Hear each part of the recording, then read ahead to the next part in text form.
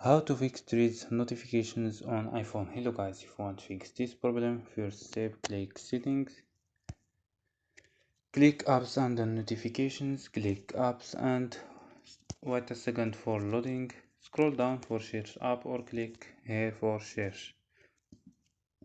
Go to force stop and click OK and go to storage and click clear data and click OK and click clear cache.